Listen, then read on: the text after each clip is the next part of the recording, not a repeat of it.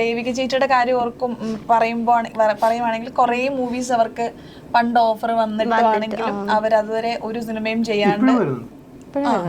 അപ്പോൾ ഇതിലേക്കാണ് first entry എന്നുള്ളത് നമുക്ക് വലിയ ഒരു കാര്യം തന്നെയാണ്. അപ്പം അത് വെച്ച് നോക്കുമ്പോൾ എന്തായാലും ആ ക്യാരക്ടർ അത്രയും ഇഷ്ടപ്പെട്ടിട്ടായിരിക്കും അവരത് ചൂസ് ചെയ്തിട്ടുണ്ടാവുക. അപ്പൊ എന്തെങ്കിലുമൊക്കെ നിങ്ങൾ പ്രതീക്ഷിക്കണം എന്നുള്ളതാണ്.